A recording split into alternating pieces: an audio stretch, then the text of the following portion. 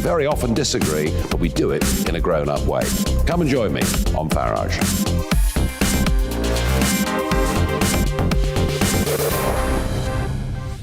I'm Dan Wootton. Join me Monday to Thursday from 9 to 11 for the feistiest and most fun news debate on TV, where free speech reigns. I'll bring you a sharp take on the day's biggest stories, bombshell newsmaker interviews, and A-list guests. And I guarantee you, no spin, no bias, no censorship, and no reason to go to bed. That's Dan Wootton tonight, Monday to Thursdays from 9 on GB News.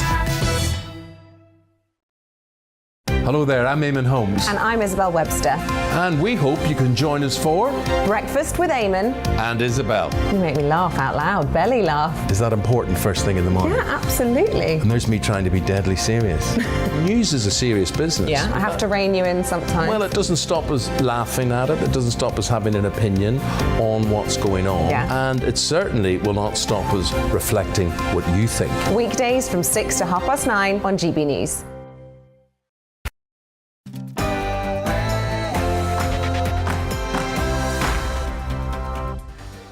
Busy show tonight in The Big Question. Should we have face masks forever? We'll hear from both sides on that one. My Mark Meets guest is the brave and talented anti-lockdown cartoonist from The Telegraph who lost his job but fights on to challenge the COVID measures. Bob Moran joins us later.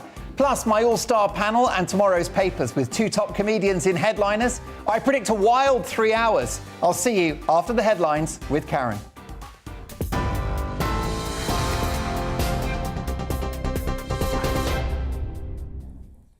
Thank you, Mark. I'm Karen Roberts with the news from the GB newsroom. The Met Police says it's received the material requested from the Cabinet Office as part of the investigation into alleged Downing Street lockdown breaches. Scotland Yard are under fire after asking that minimal reference be made to events at Number 10 in Sue Gray's official report. The force says it's to avoid prejudice to their inquiries, but confirmed the investigation hasn't been escalated to a criminal one. Critics say a swift publication of Miss Gray's report in full is in the public interest. Labour leader Sir Keir Starmer says it's becoming too much of a distraction. Got a criminal investigation into the behaviour of the Prime Minister and what went on in Downing Street. There are bound to be process issues along the way, but this is caused by one thing, and that's the behaviour of the Prime Minister. The Russian president has told his French counterpart that Moscow's main security concerns over Ukraine have not been addressed. Vladimir Putin held talks with Emmanuel Macron earlier, following the US and NATO's response to Russia's proposals. They include a request that Ukraine will never be allowed to join the group. It's as the Kremlin sent its strongest signal yet that it's willing to engage with the US and reiterated it doesn't want a war. Speaking earlier, US Defense Secretary Lloyd Austin says there is no reason the situation has to dissolve into conflict. Conflict is not inevitable. There is still time and space for diplomacy. The United States, in lockstep with our allies and partners, has offered Russia a path away from crisis and toward greater security. Meanwhile, British companies are being warned to strengthen their digital defences following malicious online attacks in Ukraine. The National Cybersecurity Centre says the incidents bear the hallmarks of Russian activity. No current threats have been identified in the UK, but guidance has been updated to ensure businesses stay ahead of potential threats. 7 men have been jailed for a combined total of 60 years for multiple firearms offences. Metropolitan Police recovered several weapons in the operation against the Essex-based organised criminal gang. The men were sentenced at Southwark Crown Court after being found guilty of supplying illegal guns and ammunition to criminals in the South East. The government's pledging to officially recognise British Sign Language. It's after a new bill had an unopposed second reading in the Commons. Campaigners hope the legislation will improve access for deaf people and promote signing during public announcements. TV, online and DAB Plus radio, this is GB News. Now it's back to Mark Dolan tonight.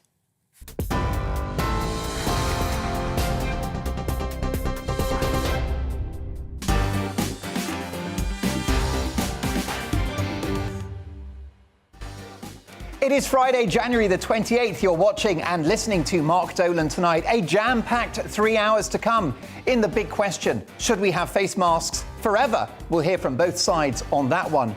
My Mark Meets guest is the hugely talented ex-cartoonist from the Daily Telegraph, Bob Moran. This fearless and talented artist lost his job at the Telegraph but continues to produce work for a hungry global audience. Take a look at this beauty.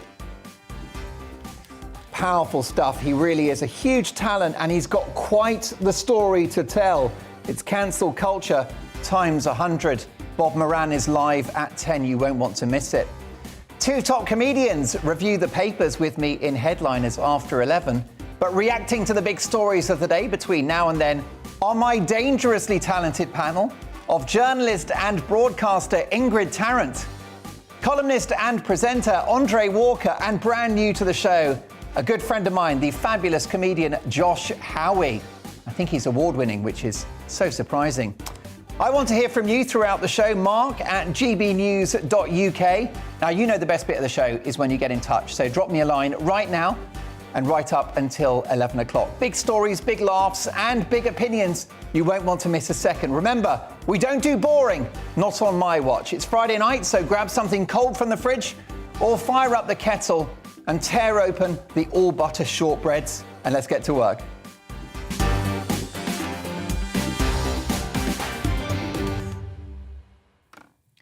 Freedom has become a four-letter word. Individual liberty, freedom of speech, the right to travel or to see who you wish, bodily autonomy, the right to go out and earn a living. These were all values which 2 years ago we took for granted.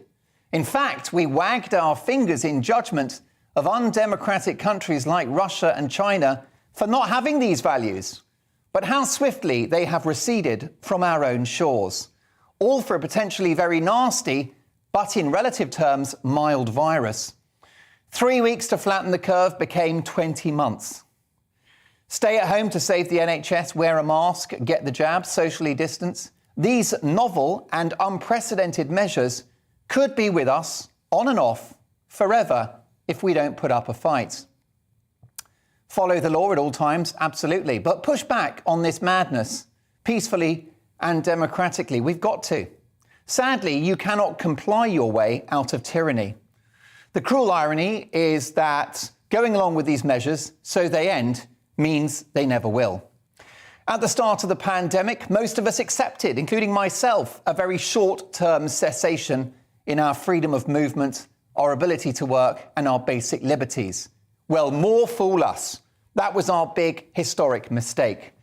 As we've learned to our cost, state control is never fully rowed back upon, and autocracy, when yielded to, is never temporary. Boris's so-called Freedom Day is not true freedom at all. It's freedom light.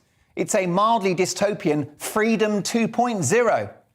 In March of 2020, we gave them an inch and they took a mile. The brilliant entrepreneur and inventor Elon Musk puts it brilliantly in this tweet from 2 days ago. He tweeted, "If you scare people enough, they will demand removal of freedom. This is the path to tyranny." How right he is. What a shame his cars don't go very far on a short charge. Now, looking back on it, I don't think any of this was justified, even in the spring of 2020. And with hospitalisations lower and with Omicron clearly milder than a teetotal stag do, it's certainly not justified now. It's ironic that even though we have a Conservative government, really these measures are rooted in hard-left ideology. Nicola Sturgeon and Mark Drakeford's continued enthusiasm for scientifically debatable face masks is born, in my view, not out of public health, but the other P, politics. Well, I wish they would pee off. The measures have had a strong leftist flavour, controlling the population, paying people not to work, borrowing billions, trashing the economy, and covering people's faces to mark compliance and membership of the do-good tribe. Ask yourself why these measures have been championed and continue to be enforced by the public sector and hard-left trade unions. We've still got masks in some schools, which should be illegal, whilst the beleaguered people working in the private sector and the self-employed want an end to this hell. The hard left have achieved huge influence in our country, including the woke attacks on our culture, our history, our educational institutions, and the basic facts of human biology. And the hard left have had what they could only have dreamed of since the beginning of the pandemic, effectively a planned economy and a template of endless state dependence, all at hysterical, eye-watering cost. This has been achieved without winning a single vote. Aren't they clever? Requests for furlough, stay-at-home orders and business closures will, I fear, become an annual event. We gave them an inch and they took a mile. These huge changes to our economy and society have all been achieved without any democratic mandate, without a single vote being cast, ushered in via the Trojan horse of a medical emergency. The mandate to wear masks, for example, is, in my view, just emblematic of collectivism.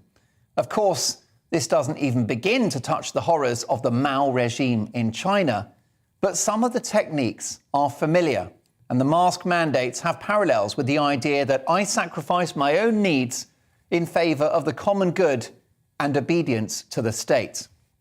And I'm sorry, but when were face coverings ever about science? We were told at first not to wear them. Look at this doctor tweeting today what a wonderful person he is with his mask. He tweeted a selfie of himself, and he said the following: "On the train to London, still wearing my mask, thinking of those more vulnerable than myself." Sitting in a first-class carriage, empty obviously because we've killed the economy, although I'm glad he can afford a posh seat. You'll notice he's wearing a surgical mask. They don't accept those in Germany or Austria. Crumbs, I hope he knows the Germans and Austrians don't think they work. The government and the scientific community, particularly those in SAGE, have, in my view, overplayed their hand. When the full scale of the damage that's been done emerges, and when we compare countries that had these damaging measures and the others that didn't, and when we fail to see a significant difference, scientists will find it harder for us to accept any future advice. And it gives me no pleasure to say that it will become harder for the government to govern. We've been fed a diet of COVID hysteria for almost 2 years, and I fear that those who lead us will prove to be the boy who cried wolf once too often. When the full horror of what we've done emerges, the anger will be palpable. Please don't take my word for it. Professor Jay Bhattacharya, one of the most respected medics on the planet, he's from Stanford Medical School in California. Well, he's called lockdowns the biggest public health mistake in history. The measures came in at the time to save lives. I get that. But they should have been limited to days or weeks, not months and years. And what those who lead us did not have the right to do was to change our country and our society forever. Nicola Sturgeon is talking about face masks for years to come. And you know what that means. It does mean forever. There are authoritarian political figures who will continue to wield mask mandates as the perfect entry-level mechanism with which to achieve control and compliance. Credit to our party-loving numpty of a Prime Minister, Boris Johnson. Notwithstanding his enormous appetite for red wine and birthday cake, this guy has lifted most restrictions, and England is now the envy of the world, as it appears to be the first major nation to call time on the pandemic. England is also the envy of many people in Scotland, Northern Ireland and Wales, where tyranny continues to reign. Anyone considering an independent Scotland, for example, should think twice about choosing to live under the exclusive rule of Commander Sturgeon. Imagine our incredible friends in Scotland not having Westminster to temper her worst excesses. All will obey in the People's Republic of Nicola. And my amazing friends in Wales, we've got so many Welsh viewers. Imagine handing the keys of that great country to Drakeford. Here he is, throwing some moves during the pandemic. There you go, Strictly Come Dancing, eat your heart out. The guy's got natural rhythm. What a wasted talent he is. No mask, surrounded by colleagues and friends, partying like it's 1999. This is a guy who closed nightclubs in Wales without evidence it was needed, and who said that Omicron is probably as dangerous as Delta, when it was becoming very clear from South Africa that it wasn't. Even my old mate Piers Morgan is talking common sense. It must be a leap year or something. Take a look at this. Piers has tweeted the following: "So nice to get the masks off. England feels more normal today than it has since the start of the pandemic, and that's how it should be. Now we have effective vaccines and COVID's mutating to weaker variants. We should all embrace freedom again, not to be trapped in unnecessary fear." Welcome aboard, Piers. Better late than never. But he's absolutely right. Fear equates directly to power, and it equates directly to control, which is why our leaders love it so much, and they've used it extensively for 2 years.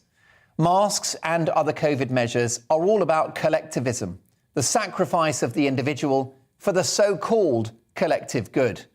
And the notion of collective good has been the weapon of some of the greatest tyrants we've ever seen. This has been the first woke pandemic in history. In 2022, the individual, something that used to be celebrated, has been sacrificed at the altar of hard left ideology. And emotion, morality and guilt have been leveraged to help these nasty bullies to facilitate their land grab of our rights and of our lives. Like so many now, I'm neither left nor right. That is an out-of-date metric. I'm just a liberal. And I just want to make sure that freedom, for which generations of brave souls have given their lives in the past, isn't another casualty of this pandemic.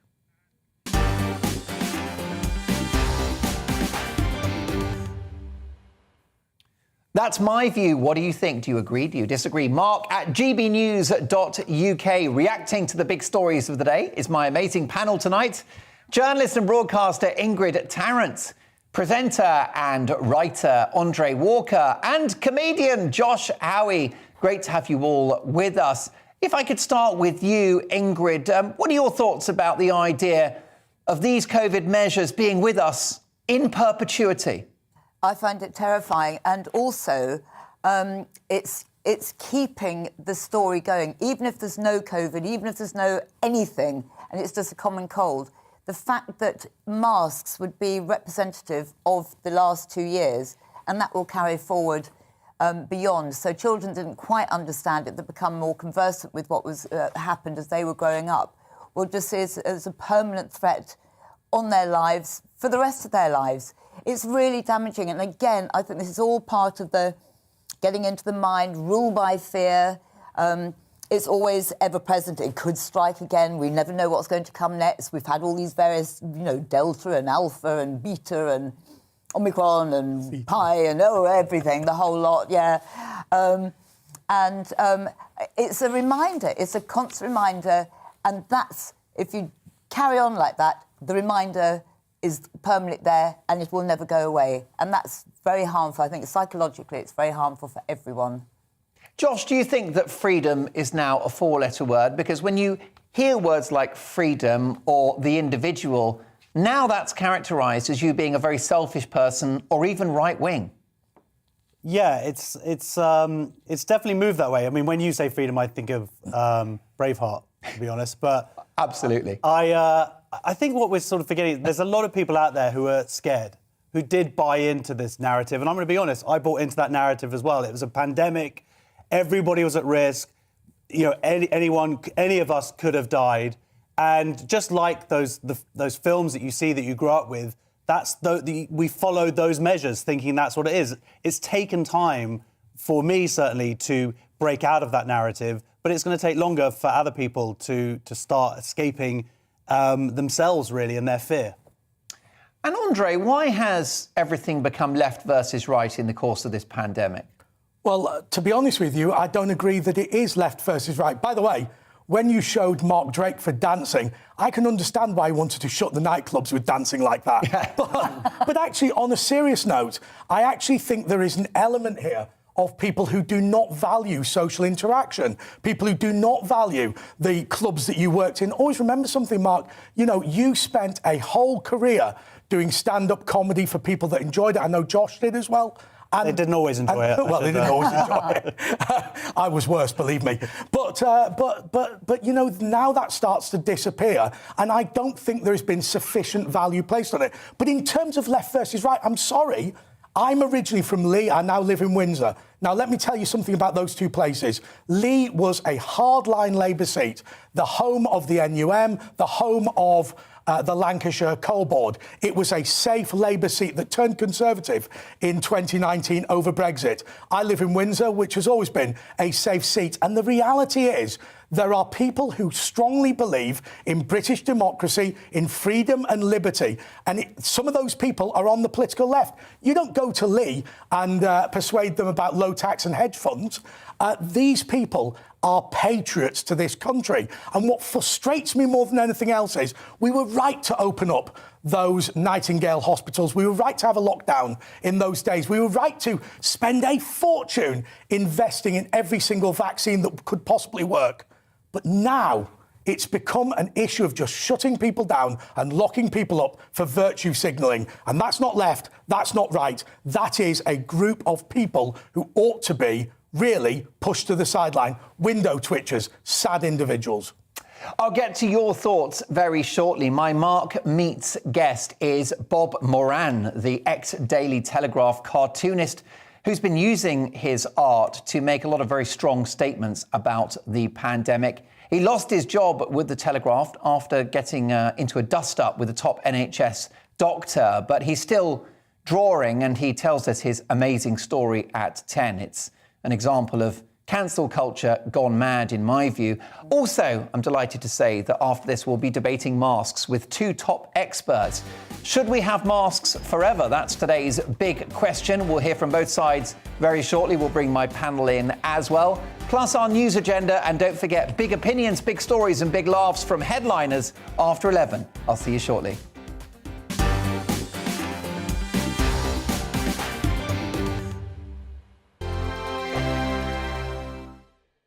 Hello there, I'm Eamon. And I'm Isabel. And you're watching the GB News digital stream across the United Kingdom. And around the world. If you're here in the UK, you can also watch us on your TV screen. GB News is Freeview, channel 236. On Sky, we're channel 515. 626 on Virgin Media. Just remember, you might need to retune your TV to watch the channel. Yeah, and if you are doing that, find out more about retuning by going to gbnews.uk. Join my show Farage, 7 p.m. till 8 p.m. Monday through Thursday. And there you will get opinion, analysis, debate, and I'll cover stories that nobody else dares to touch. And then for the last 15 minutes, talking pints. We're over a drink. We have a civilized conversation with someone. We very often disagree, but we do it in a grown-up way. Come and join me on Farage.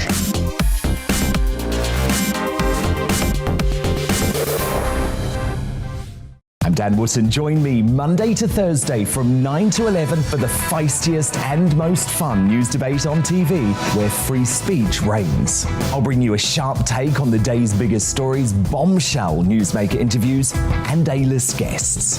And I guarantee you, no spin, no bias, no censorship, and no reason to go to bed. That's Dan Wootton tonight, Monday to Thursdays from 9 on GB News. Hello there, I'm Eamon Holmes. And I'm Isabel Webster. And we hope you can join us for Breakfast with Eamon and Isabel. You make me laugh out loud, belly laugh. Is that important first thing in the morning? Yeah, absolutely. And there's me trying to be deadly serious.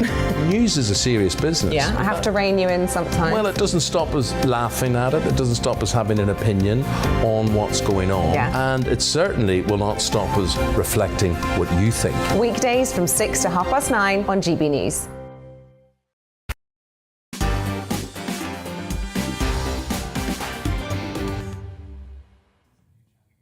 Strong views from Helen on email, mark@gbnews.uk. No, Mark, Piers, Morgan and too many others were fear merchants, shame merchants, demonising people and being truly hateful in the public sphere.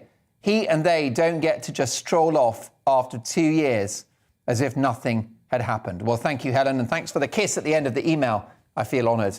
How about Matt, who says, Mark, the past number of years have shown us how poor our government and opposition really are. With Brexit forever being risked, COVID restrictions and our freedoms going down the toilet, all the mainstream media are talking about is a report about whether Boris was stood near a bottle of wine, all whilst Europe is on the brink of war. What is happening to our country and to our media?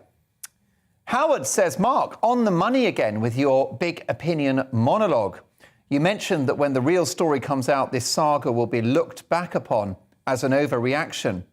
However, we've seen already the twisting of the conclusions of research and of statistics to push these awful illiberal measures. As has happened with many political issues in the past, I feel the medical institutions who have the deepest vested interests in the true picture are not coming out, and they'll produce biased figures and try to trash any alternative view to theirs with misinformation, or dare I say it, conspiracy theory slur. Well, Howard, I do agree with you. When all of this is over, there will be an entire generation of politicians and scientists who will do everything to demonstrate that these measures were the right thing to do. But the truth will out. It certainly will at GB News, and it certainly will on my show. But thanks so much for your emails. We'll get to more of them shortly. Thursday saw a repeat of so-called Freedom Day 2, if you like, in England, in which most COVID measures were lifted, including a requirement from the public to wear face coverings in shops and other venues. But with Nicola Sturgeon suggesting we could have masks for many years to come, should we accept that face coverings are now part of daily life? Should governments consider having mandates every winter to ward off cases of colds and flu, as well as COVID, and to keep us prepared for any future pandemic? Or are masks an environmental hazard with unconvincing scientific merit who should be consigned to the dustbin of history? Well, what do you think? Let me know your thoughts. Mark at gbnews.uk. We'll bring my brilliant panel in shortly, but to debate this first off, I'm delighted to welcome Dr. Gary Sidley, a former NHS consultant clinical psychologist and a member of the HEART Group, a group of academics and other experts who look at the impact of COVID measures on public health, society and the economy. I'm also delighted to welcome Professor Sally Ann Cutler, who is a professor in medical microbiology at the School of Health, Sport and Bioscience at the University of East London. Brilliant to have both of you with me. Professor Cutler, can I ask you whether you think we should have face masks forever?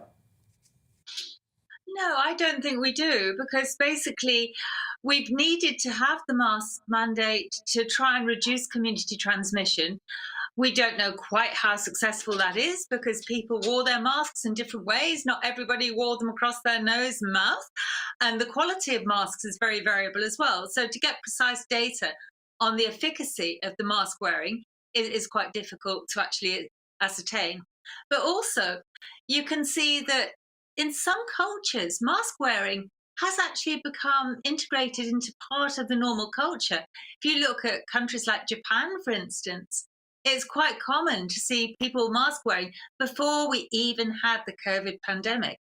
And this is in response to the first SARS outbreak that happened quite a few years back now. And so they started mask wearing in public spaces, and that's carried on and it's become normalized.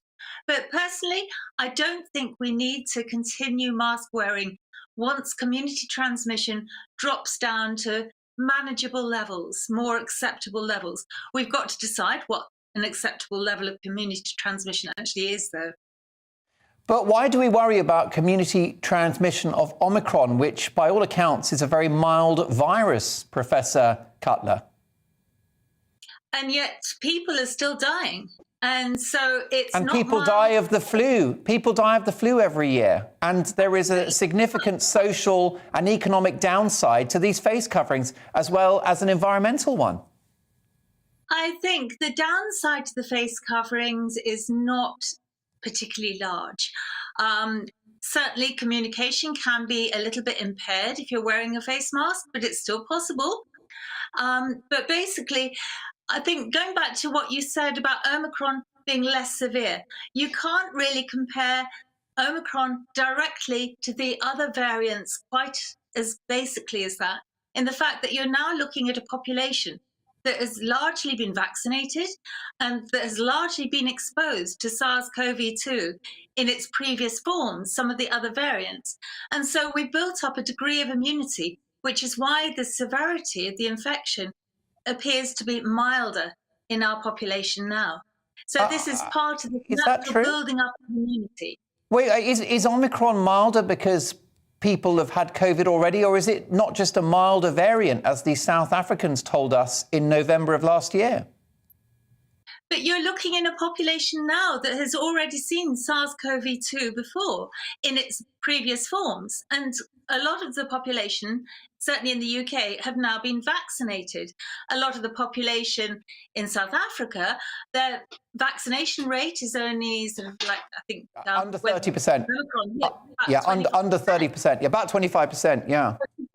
Good, but many of them had actually had previous infection with Delta and also some of the previous variants as well. So a lot of them had actually had natural infection as opposed to vaccination. So again, giving them that degree of immunity. So you're not looking at a naive population.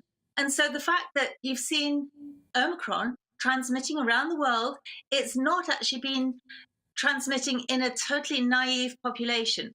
The first variants of SARS-CoV-2 that we saw, then we did have a naive population. It's before we were vaccinated. And that's why we saw such massive hospitalizations and those alarming casualties, which was really sort of dramatic, terrifying. And that's why a lot of people are so fearful of actually becoming infected with COVID.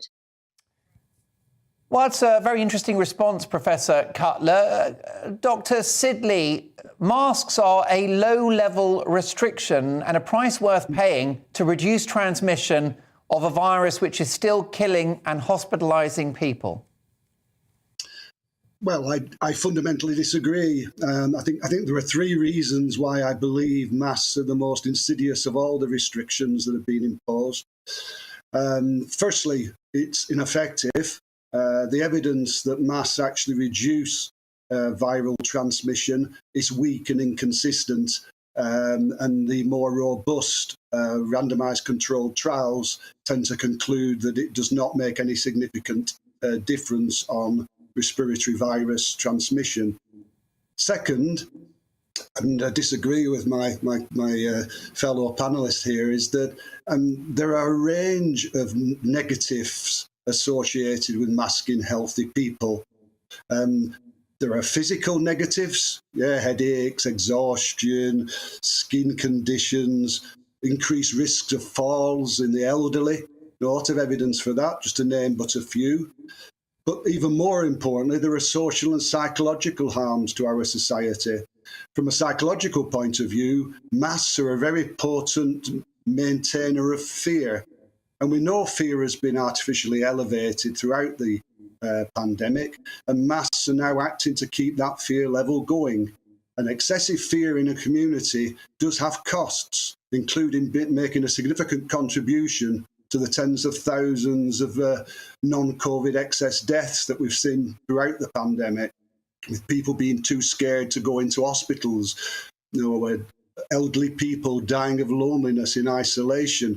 Fear elevation is not good for our society. Then we've got all the social harms. It stymies human interaction. There's some evidence it impedes the development of our children, cognitive, social and emotional development. And also, just to name one more negative, and that is the impact on people who have suffered historic abuse. There's lots of people in our society who have suffered sexual and physical abuse in the past that has often involved hands over the mouth or suffocation, or indeed the assailant being masked. And now just the sight of masked people in society, let alone having the somatic sensation of cloth over the face, really triggers some extreme emotional reactions. And if you doubt that, I'd suggest you have a read at our smilefree.org website, Smilefree being the campaign to get rid of mask mandates, where there's 24 personal testimonies from people who've really suffered from the mask mandates because of their historical abuse. The third thing, and this is the insidious bit about it, I think, is that it seems that the most likely reason that mask mandates have been introduced in the first place was as a compliance device. You know, if you actually explore what happened in 2020 when we had all the public health preparations carefully planned, definitely saying no, absolutely not, we shouldn't be masking healthy people, it will do more harm than good. And then around, early summer 2020, they all flipped. Jenny Harris, Chris Whitty, Patrick Vallance, Jason Leach in Scotland, the World Health Organization flipped and did a huge U-turn. And that wasn't in response to any emerging new robust evidence that masks were effective. So you're left to ask the question, well, what possibly could it be? And, we look for clues in what was happening there. And just to give a few circumstantial bits of evidence, Deborah Cohen, a very respected BBC Newsnight reporter at the time, was informed that political lobbying was the reason why the WHO changed its mind on this. And when she put that suggestion directly to the WHO, they did not reject it. They did not deny it. Also, we've got Gavin Morgan's testimony. Gavin Morgan is an educational psychologist who sits on the SPIB, the behavioural science subgroup of SAGE. And in Laura Dodsworth's excellent book, A State of Fear, she interviewed him. And he said he was very much against masking, particularly masking kids. But there were people on the committee who believed it was a good idea because it promoted a sense of solidarity. Now, that's not got much to do with viral transmission, as far as I can see. And finally, go on then. Can I just say, just on this last point, Mark, if I may, is that also, if you actually look at what we've had to endure over the last 2 years with the issue of psychological nudging to get us to comply, the three most prominent psychological nudges that have been deployed on the people of our country are fear inflation, shaming, and pressure or scapegoating. And I don't think it's any coincidence that masks enforce and enhance each of those three nudges in a big way. They're fear perpetuators because it screams at us that one of us is a biohazard. Maybe both of us are a biohazard. It maintains fear. It easily allows people to be identified so that people can tell who's following the rules and who isn't. So it kind of harnesses peer pressure and scapegoating. And also because of the ego nudge about equating following the rules with being a good, virtuous person. You remember the actor with things like, I wear a face covering to protect my mates, all that kind of thing. Really very effective, very powerful. It's equated following the rules with being a good person. And the flip side of that, of course, is you're a bad person if you don't. And masks are so easy to distinguish the good guys from the bad guys. So it's a really potent compliance device. And unless someone could come up with a better explanation as to why we flipped back in June 2020, I think it's the most plausible explanation there is. Gary, very briefly, if you can, because I'll come back to Professor Cutler. If face masks reduce transmission even by a small percentage point and save a few lives, it's got to be worth it, hasn't it?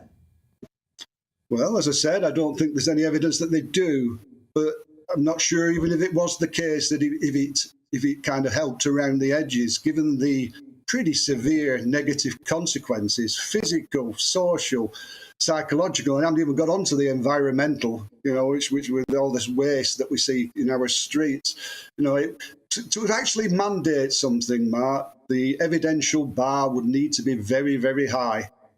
So it would have to be really emphatic that there was lots of benefits, that it saved lots of lives to actually justify any mandate. And I don't think we're there yet.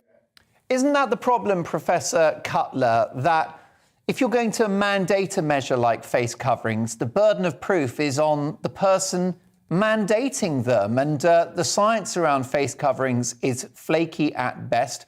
I, for example, have spoken to the former SAGE advisor, Dr. Colin Axon, who told me on this programme that face coverings are a complete waste of time and that the holes in a face mask are either 1,000 or 5,000 times larger than the virus itself. If we take a look, and I believe that my producer Joe's got this photograph taken earlier today by Dr. Amir Khan on Twitter. It was mentioned in my big opinion monologue, and Amir Khan is a GP, I'm sure a very good doctor and a good man. But he's tweeted, on the train to London, still wearing my mask, thinking of those more vulnerable than myself. And he's wearing what's called a surgical mask. Now, these masks, Professor Cutler, are not accepted, for example, in Germany or Austria. So what's the point? Well, this is exactly what I said at the beginning, that there are many different types of masks and they're different quality, different grades. You've got the ones that the people in the NHS are wearing, which are higher grade, higher specification. You've got the cloth ones, you've got triple layer, you've got single layer, and then you've got the way that people actually wear the masks.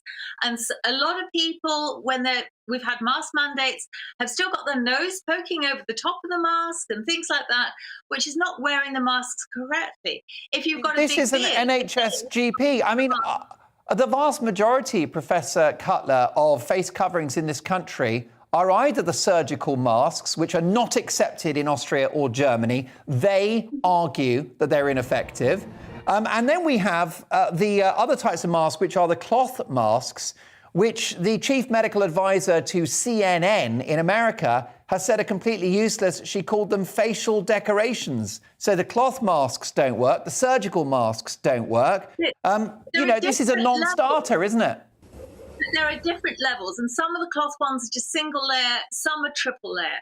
Obviously, triple layer is better, but it's going to inhibit your breathing that much more. The higher the grade of mask, the better the degree of protection, the more uncomfortable it is going to be to wear as well. And therefore potentially harmful. Sorry? Potentially harmful, therefore. I mean, is it optimum for human health to cover our faces, Sally-Ann Cutler? Is it optimum for human health to wear a mask for 8 or 10 hours? Go on. I'm Sally Jane, by the way, not Sally-Ann. Oh, can I apologise for that? I'm so sorry. Okay, not a problem. But basically, there are many different types of masks and many different ways that people have actually worn their masks. A lot of people are wearing their mask under their chin, not even covering their mouth and nose. But I'm actually not saying that we need a mandate forever and a day. I agree that we should actually move away from the mask wearing. But it's just, while we've got very high community transmission, mask wearing is one of the measures, along with the whole suite of other measures, that actually help to reduce community transmission. And so when you've got very high community transmission, you need to instigate these measures to try and reduce it. One of the fear factors that you mentioned actually sort of earlier is the fact that people feel sort of that it's making them very conscious, very health conscious, very worried about that. But also the positive that you get from that is people actually wash their hands that much better. And think of all the other infectious diseases that we've actually reduced transmission of through people actually washing their hands properly and basic hygiene measures like that. So that's been one of the positives that we've actually had from the pandemic. And so I think people have become more health conscious. But I agree, we need to move away from that as the levels of transmission are dropping down. So I think then we can say, okay, we don't need to mask wear as a mandated thing. But I still personally feel that if I'm in a confined space for a prolonged period of time with a lot of other people, I still feel, well, we've got 90,000 new cases per day at the moment in the UK. I feel more comfortable actually having people wearing masks around me and for myself to wear a mask as well. So that's why we've got quite high transmission still. I work in a university. We've got a lot of people that have just flown in from other countries that I've never met before. I'm in confined spaces with them for hours on end. And I feel more comfortable actually wearing a mask. OK, well, let's bring my panel in briefly for comments. If I could ask you, Ingrid Tarrant, we've only got a minute to go, but what are your thoughts on this? First of all, Professor Scully, I love your cat, but I don't like your views. I am sorry. I just can't agree with them. It's quite contradictory as well. I don't know why you should feel that you need to have a mask when you've been jabbed and therefore you feel safe having the jab. The masks, you said, sort of alluded to the fact that you weren't really sure how effective they were. And, of course, the ones that everybody is wearing are the lowest, they're not the triples, so therefore it's ineffective. So why have a mask? Because it sends out a horrible signal. It's quite scary for children. And facial expression and smiles and things, a lot can be transmitted through just a lovely smile to somebody. It's very comforting. So I just can't go along. I can't agree with anything that you say. Also, the other thing I want to bring into this, if they are sort of protective, but you don't quite know exactly, we are actually not exposing ourselves to the bugs and viruses that are out there. So therefore, we are not getting that natural immunity. You're saying 90% have been vaccinated and therefore they're immune. Others, we're talking about South Africa, they haven't. But they've got the natural immunity. So we should be exposing our faces and mouths, noses, everything to all the bugs that are out there, especially at this time of year. And I think there are more colds and flu on their way. OK. Because we've been too sanitised in the meantime. Andre Walker, briefly. Professor Cutler, you are...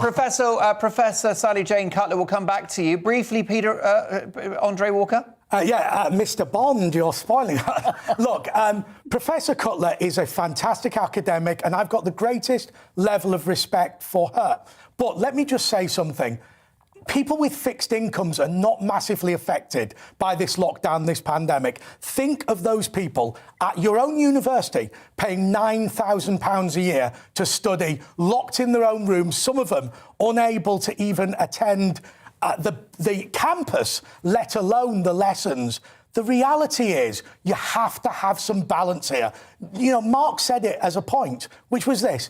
Maybe there might be some improvement in public health from wearing masks, but we've gone far too far. And the reality is now reopening this country is the most important thing.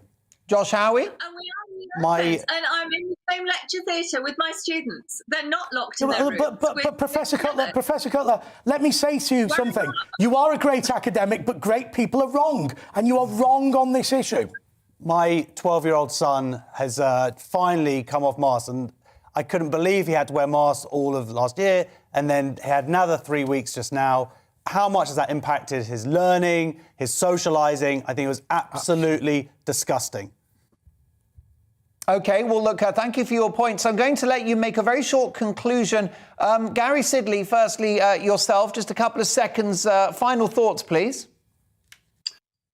Masks must go, and we must keep them off because, as I've said, I can't see any benefit from them at all. People, just going back to what was said earlier about different types of masks and how people wear them. In reality, people are always going to wear them imperfectly. They're going to put them in the pockets. They're going to keep them in the car. That's life. That's being realistic. We're never going to get everybody wearing masks perfectly. And even if we did, I'm still not convinced they would do any good. Even the top quality masks, the medical grade ones, if you actually look at some of the research in operating theatres for the degree to which they reduce viral and bacterial infections, yes, it's better than the cloth ones that we use in the community, but it's not that great. The evidence for that even isn't that strong. So let's get rid of them and let's keep them gone for good. Final thoughts, Sally Jane Cutler. I'm so glad that you mentioned the operating theatres, because why is it that surgeons still wear masks in operating theatres? Because they do prevent a lot of that droplet transmission. They don't prevent aerosols, but they can reduce droplet transmission. And that's exactly why they're wearing surgical masks when they're doing surgery still. Because there is a degree of protection. It's not absolute. It is just a degree of protection. Yeah, but COVID is an aerosol disease. Tiny amount. It's to prevent, and it's also for the splotches and the blood and all that sort of thing. It's more that than the other way around. Sally Jane Cutler, I'm so grateful that you've joined us because you certainly had a few voices against you. I should stress that government, sage advisors, and probably the majority of the public support your position. I'm very grateful to you to take the time to make your views known. I need to know the name of your gorgeous cat. She's called Siam. Well, she is a lovely, and it's been brilliant to have you on the show. So my thanks to Professor Sally Jane Cutler, who is a professor in medical microbiology at the School of Health, Sport and Bioscience at the University of East London. Also, my thanks to Dr. Gary Sidley, former NHS consultant, clinical psychologist and member of the Heart Group, looking at the impact of COVID measures. What do you think? Mark at gbnews.uk. Lots more to come from my panel as the government faces mounting pressure over its proposal to raise national insurance. I'll be asking whether the PM should do a U-turn. What do you think? I'll see you in 2.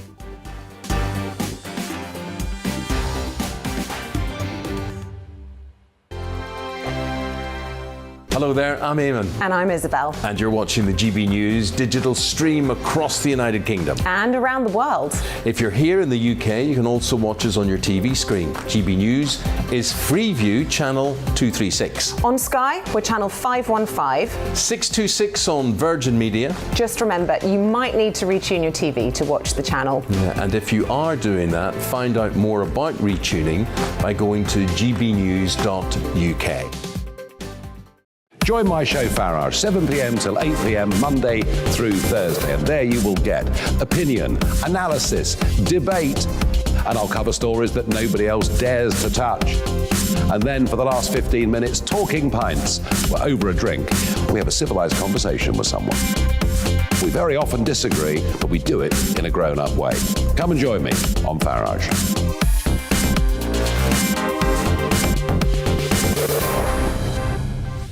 I'm Dan Wootton. Join me Monday to Thursday from 9 to 11 for the feistiest and most fun news debate on TV, where free speech reigns. I'll bring you a sharp take on the day's biggest stories, bombshell newsmaker interviews, and A-list guests. And I guarantee you, no spin, no bias, no censorship, and no reason to go to bed. That's Dan Wootton tonight, Monday to Thursdays from 9 on GB News. Hello there, I'm Eamon Holmes. And I'm Isabel Webster. And we hope you can join us for Breakfast with Eamon and Isabel. You make me laugh out loud, belly laugh. Is that important first thing in the morning? Yeah, absolutely. And there's me trying to be deadly serious. News is a serious business. Yeah, I have to rein you in sometimes. Well, it doesn't stop us laughing at it. It doesn't stop us having an opinion on what's going on. Yeah. And it certainly will not stop us reflecting what you think. Weekdays from 6 to 9:30 on GB News.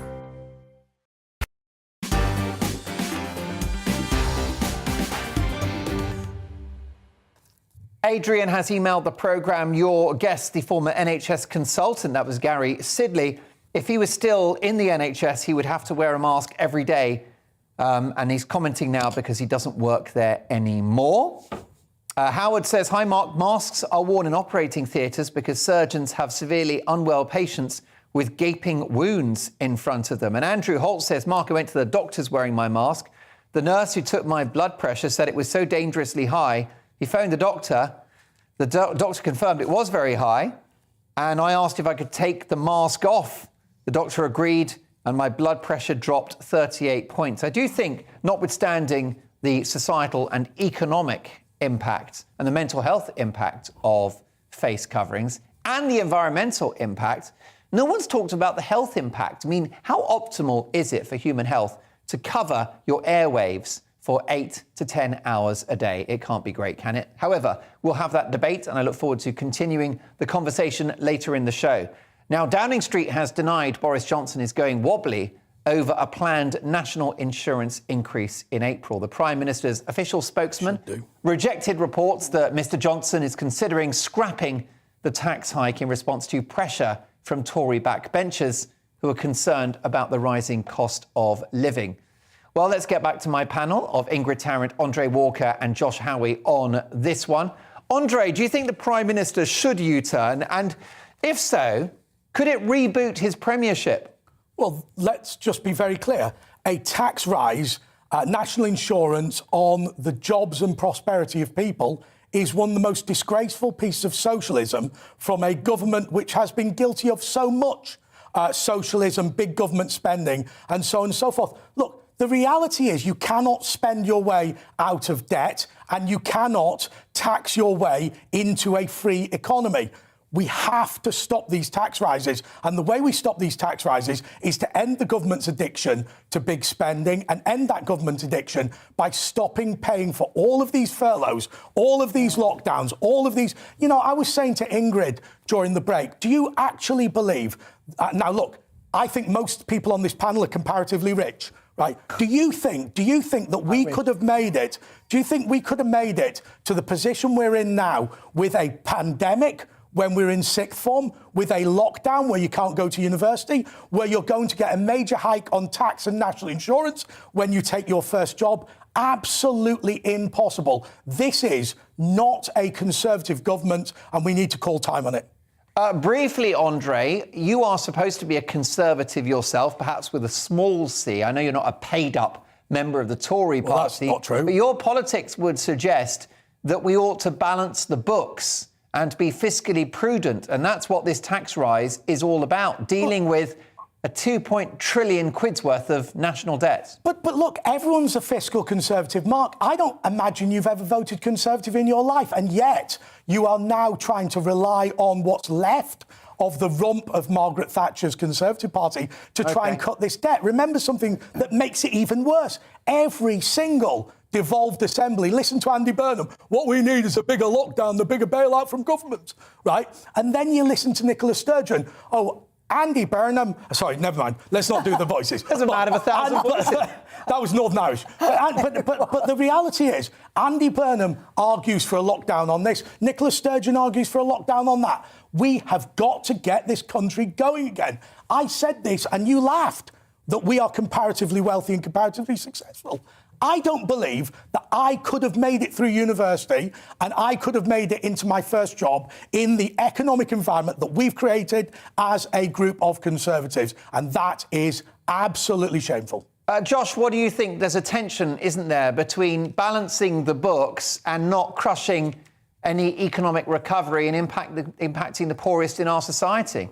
Absolutely. And at the moment, you know, the living costs are just going through the roof, gas prices, and it's a scary time for a lot of people. Adding more tax onto that, personally, I do think that the taxes should go up, and I do think there should be balance. I do think it should be delayed a year. That's £12 billion, but at the same time, Sunak just wrote off £4 billion. So maybe go and spend that time the next year claiming back some of that £4 billion that they chucked away. And maybe that'll make up the difference. But can I make a very quick comment? And I know I've spoken a lot, but Theo Pathetis was on Farage, I think, a couple of days ago. And what he said is, why are we taxing the high street when it's locked down and not taxing Amazon and Google? Well, it's of course. Totally unfair. But that's a global problem, isn't it? Only it's a British problem. A couple of seconds on this, Ingrid. Your thoughts, yes or no? Tax rise in No, April. I think it's a terrible, terrible mistake. It will raise 12 billion, that's not enough, and it's robbing Peter to pay Paul, and it's not solving people's problems at home. It might sort it there, but it's like blowing into a bubble, isn't it? And you're sort of like pushing it further down the line, and it's a stay of execution. I don't think it'll work. I think it'll put us into a depression. Not a recession, a depression. Yeah. And we have actually got... globally, I was reading today, the most robust business deals and things on the table. OK. So let's use that. But the fact is, Boris Johnson is going to do whatever it takes to save himself. Yeah. Now you are talking. Yeah, well, lots more to come. From my amazing panel, I think you'll agree they're knocking it out of the park. Lots to come, including Mark Meets and headliners after 11. I'll see you shortly.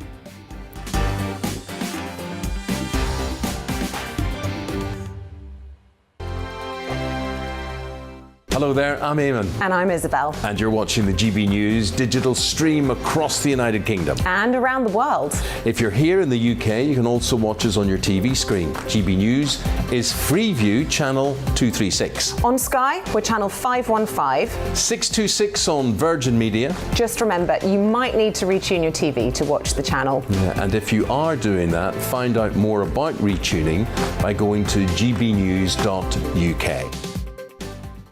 Join my show Farage, 7 p.m. till 8 p.m. Monday through Thursday. And there you will get opinion, analysis, debate, and I'll cover stories that nobody else dares to touch.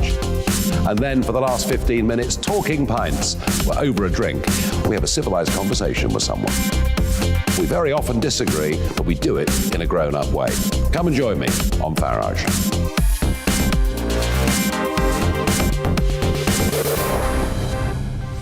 I'm Dan Wootton. Join me Monday to Thursday from 9 to 11 for the feistiest and most fun news debate on TV, where free speech reigns. I'll bring you a sharp take on the day's biggest stories, bombshell newsmaker interviews, and A-list guests.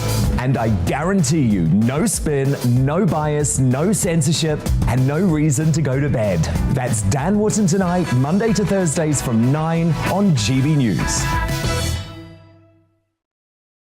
Hello there, I'm Eamon Holmes. And I'm Isabel Webster. And we hope you can join us for Breakfast with Eamon. And Isabel. You make me laugh out loud, belly laugh. Is that important first thing in the morning? Yeah, absolutely. And there's me trying to be deadly serious.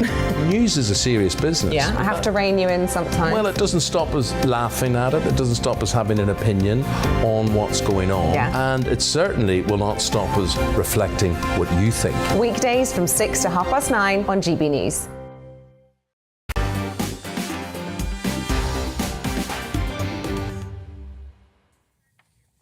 So much more to come. We will speak to the former Daily Telegraph cartoonist who has used his art to fight against what he considers to be a damaging and foolish COVID measures. It's an amazing story. He'll tell it very, very shortly, plus my panel reacting to the big stories of the day. And after 11, two top comedians in headliners. So a busy couple of hours to come. First up, here's Karen with the latest headlines.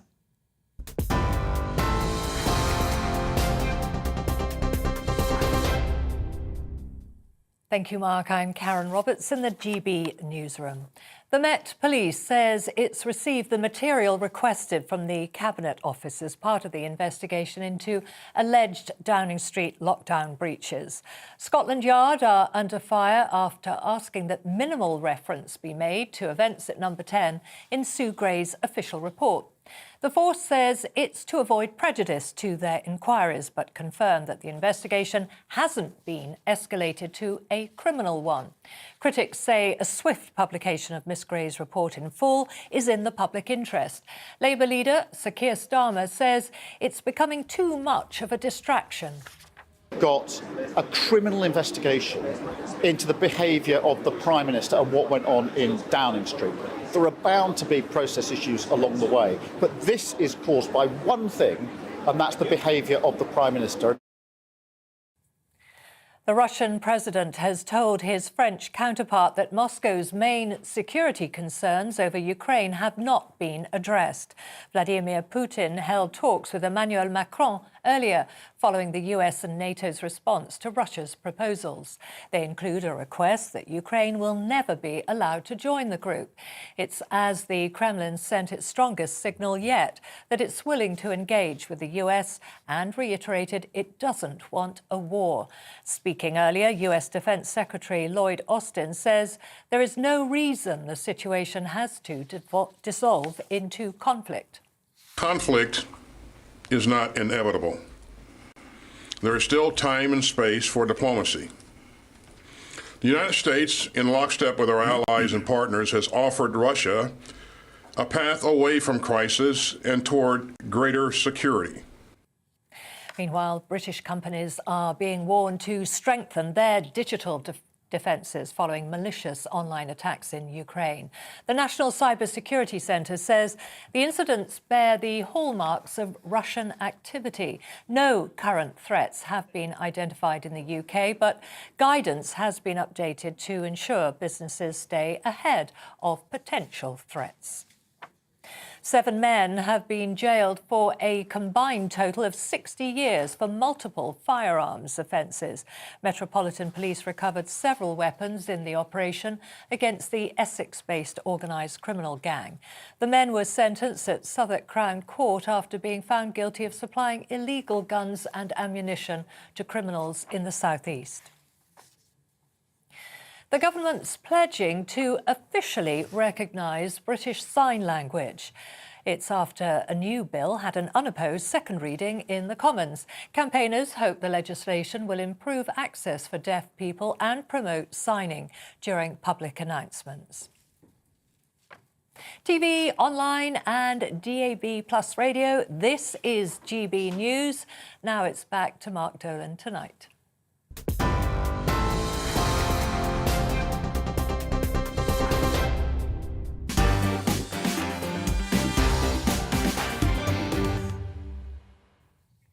Brilliant stuff. Thank you so much, Karen. Many emails coming in off the back of our discussion around masks. Should we have masks forever?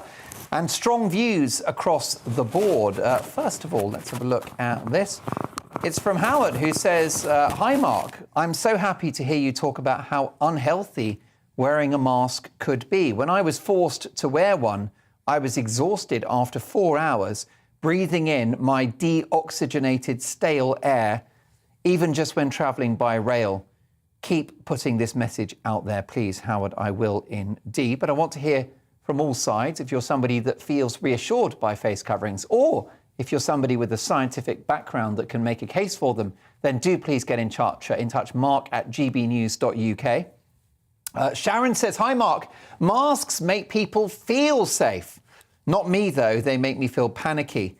They contribute little to stopping the spread, but contribute a lot to anxiety, social division and littering. Also, let's have a look at this. A nice note from Michelle. Dear Mark, I love Ingrid's new hairstyle. Who is Ingrid? Well, it's Ingrid Tarrant, who is part of my fantastic panel tonight. An eagle-eyed fan there, enjoying your barnet. No comment on my locks, and I don't blame you. Also with me tonight, not just Ingrid Tarrant, but Andre Walker and Josh Howie.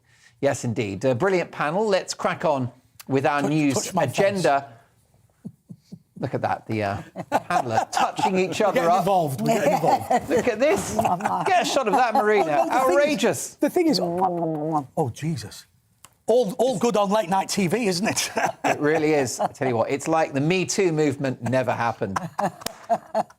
Now, let's have a look at some of the big stories of the day with my rather handsy panel. And let's kick off with this one. For the first time in 50 years, a record number of women are entering their 30s child-free, according to new official figures. More than 50% of women in England and Wales did not have a child by the time they were 30 years old in 2020. The average age of mothers has been steadily increasing since the 1970s, with it reaching 31 in 2019 and 2020. So what do we think, Ingrid? How many children do you have? 4. That's plenty, Yes. isn't it? Well, it's twice the national average, as it was, but the national average is going down, and it's 1 or none. Yes. And you probably wouldn't have 4 this time round if you were in your 20s or 30s, would you? I think I probably would. I can't tell. I mean, it was right then. I don't know what would be right now, because I wouldn't want children now being me. I can't go back in time in my head. Yeah. But do you not think it was just an impossible question, Ingrid? It was. What the hell are you supposed to say? I think you could be the next Doctor Who. Ingrid, if you were a hypothetical 20-year-old now and had a completely different life, what would you do? Ingrid, did you mean that you didn't want your children specifically? Yeah, that's right. That's what it came across there. Now I know what I know. Right. I'll tell you something. Should we scratch that? I'll tell you something. I think we better move on. There's a reason. Edit this out. There's a reason he's not on the Today programme. I think so. I think we found out. Well, look, I mean, it's clearly there are lots of different reasons why young women delay having a child.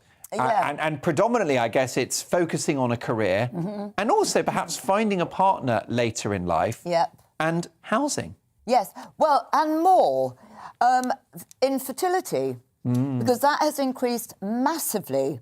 And I was looking at statistics. I love statistics.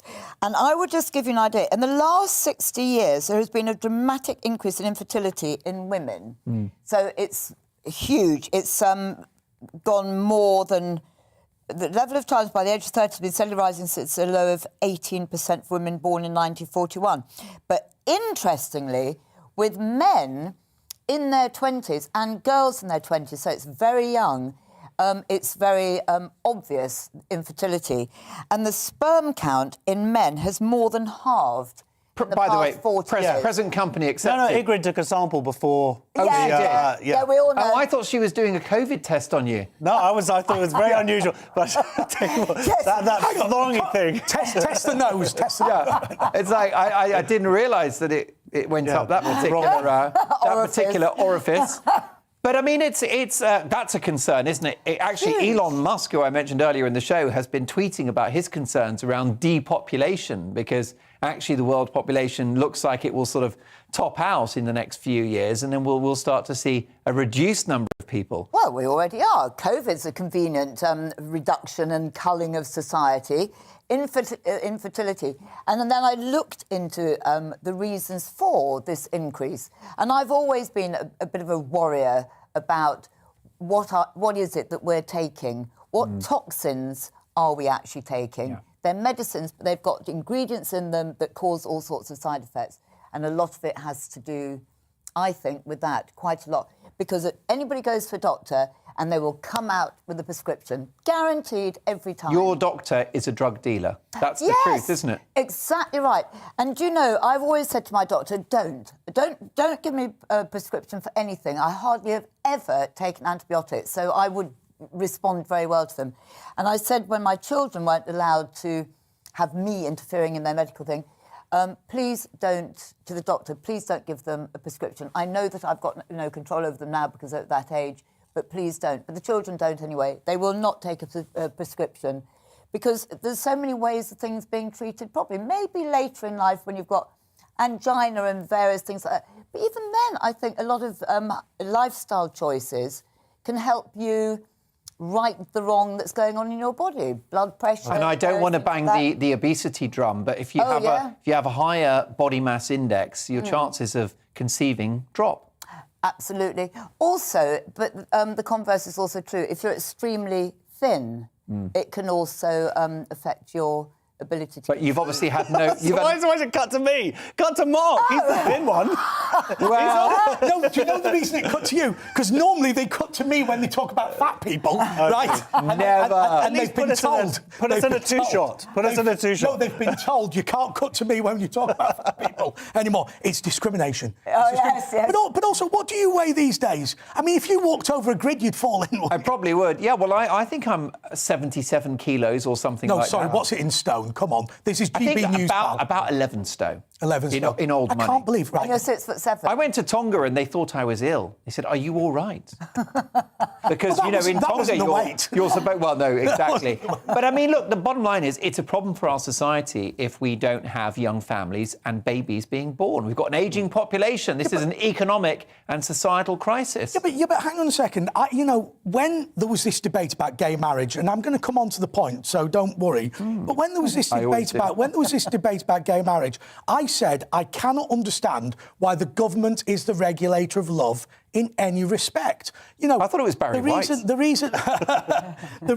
reason that I think people are going against the traditional family and traditional marriage is because the government has made all these rules about marriage. You should be able to go to a church or a synagogue or any other institution that you want to and be able to mosque and get married. Well done. Hang on. Quaker Friends Meeting House. Absolutely. Right? I could think of another one. Good recovery. I can think of another one. But you should be able to go to any of these places and get married and build your family the way you wish to build your family. I think that we are so anti-family. And I'm going to say this, and it's going to be controversial amongst some people, probably not GBNews viewers, but the reality is it is a better situation to have a parent who is male, a parent who's female, and a normal family for the vast majority of people. I don't want to discriminate against anybody else, but the reality is the nuclear You might family... just have done it in a sentence. Discrimination. Well, I'm very sorry if that's happened, but the nuclear family should be the bedrock of our society, and we have failed to defend it. But the issue is that not enough families, whatever the makeup, are having enough babies. Yeah, but the thing is, why would you go into a government marriage which has all sorts of problems, which is going to make... I wouldn't go into a government marriage. But what are we talking? Michael Gove? Yeah, but Priti Patel? But hang on a second. That's what it is. You walk your girlfriend or partner down the aisle, you have to sign the government contract that's laid down in statute. That's the point I'm making. It is an absolute nightmare. And I think people are deeply put off by the family because we have made the family the enemy in this country, and we need to change it. Well, that's interesting. Josh, you've got a bit of offspring. Yeah, I don't agree with any of that. But first of all, I feel... Because he's a communist. Oh, yeah, exactly. I'm feeling for Ingrid's children. I'm just imagining them, like, falling over and hurting their knee. No, you cannot have a plaster. You will heal organically. I am like that. OK, well... I am like that. Sorry for that. Come on, I've got a bit of gout. Anyway... It was tough love. It was tough love. It was tough love. Their attendance at school was really high. My fellow panellists here because we haven't talked, but I have 5 children in a marriage. Do you? I do indeed. Wow. And old enough. Thank you so much. Responsible enough. No, it's all different women. No, it's one woman, one very angry woman. But one very tired woman. Oh, can we not watch the telly tonight? I don't think it's about institutions, and it's about money. That's what it comes down to. I think that's probably people delaying having kids. We had our first child. We were living at my grandmother's house, saving up money for a mortgage. And my wife at the time, she was 35, and we just had to get on with it because we knew the fertility rates dropped. But can I ask you a question? Because I think it's really important, right? Yeah. This issue with your ability to buy a house. So I look back to my parents, grandparents. You know, my parents obviously saved up a bit of money to go and get a mortgage, put the deposit down. Nowadays, people in their 20s have got no prospect. Yeah, I mean, is that we not were in our difficult? 30s. No, absolutely, because it's not saving a bit of money; it's saving, £100,000 which is deposits. absolutely ridiculous. Crazy. And that's, Well, can I say something which is really, really worrying? Because that is such a responsible approach, which is the way that we are approaching this. But what about the people that don't take that responsible approach and they start getting pregnant at 20, don't know who they're pregnant by, multiple partners, and they have 7 children? I get that. It feels like an old story. I don't know how much that's happening nowadays. Those are the ones that are going to be looking after. Teenage pregnancies have gone through the floor, though. Yeah, but hang on a second. Teenage pregnancies have gone through. That's an old narrative.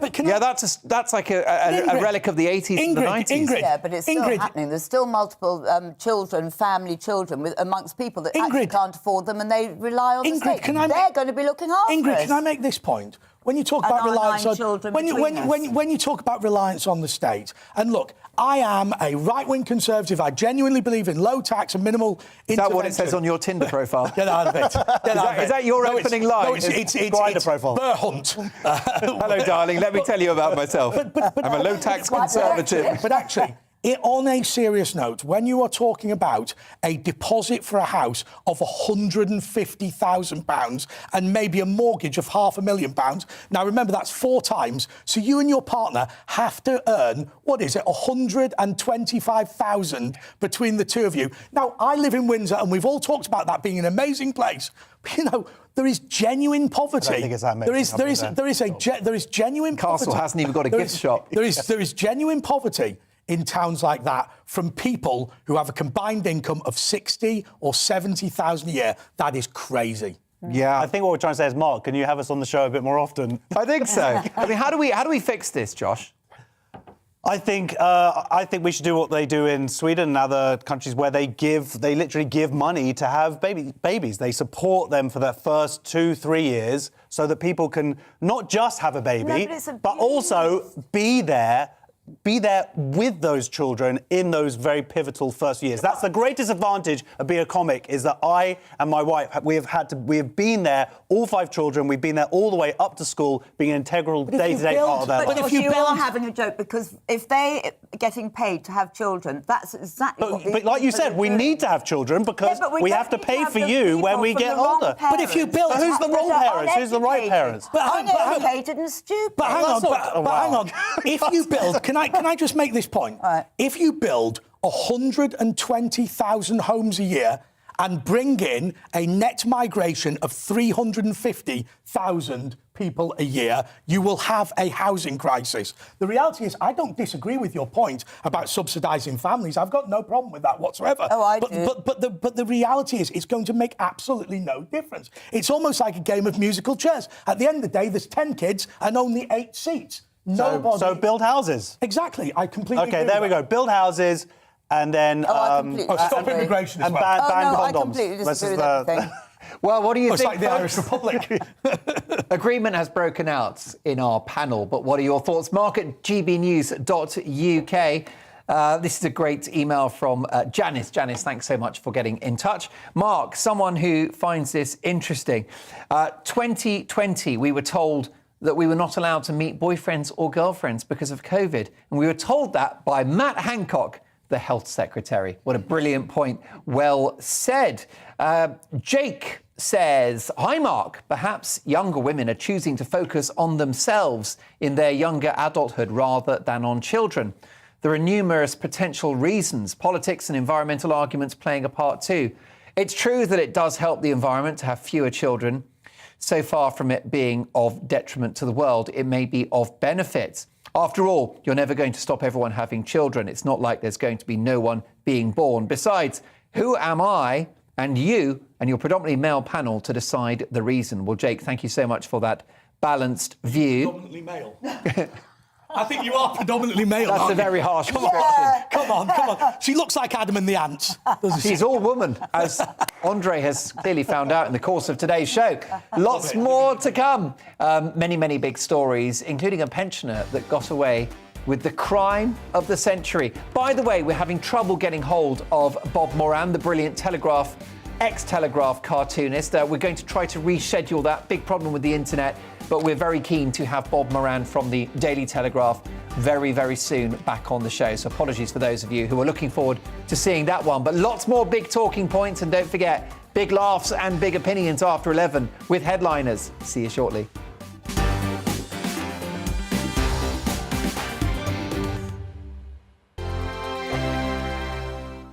Hello there, I'm Eamon. And I'm Isabel. And you're watching the GB News digital stream across the United Kingdom. And around the world. If you're here in the UK, you can also watch us on your TV screen. GB News is Freeview, channel 236. On Sky, we're channel 515. 626 on Virgin Media. Just remember, you might need to retune your TV to watch the channel. Yeah, and if you are doing that, find out more about retuning by going to gbnews.uk. Join my show Farage, 7 p.m. till 8 p.m. Monday through Thursday. And there you will get opinion, analysis, debate, and I'll cover stories that nobody else dares to touch. And then for the last 15 minutes, talking pints. We're over a drink. We have a civilized conversation with someone. We very often disagree, but we do it in a grown-up way. Come and join me on Farage.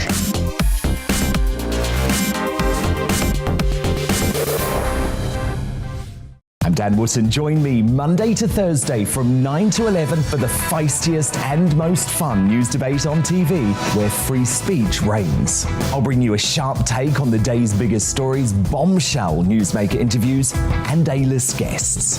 And I guarantee you, no spin, no bias, no censorship, and no reason to go to bed. That's Dan Wootton tonight, Monday to Thursdays from 9 on GB News. Hello there, I'm Eamon Holmes. And I'm Isabel Webster. And we hope you can join us for Breakfast with Eamon. And Isabel. You make me laugh out loud, belly laugh. Is that important first thing in the morning? Yeah, absolutely. And there's me trying to be deadly serious. News is a serious business. Yeah, I have to rein you in sometimes. Well, it doesn't stop us laughing at it. It doesn't stop us having an opinion on what's going on. Yeah. And it certainly will not stop us reflecting what you think. Weekdays from 6 to 9:30 on GB News.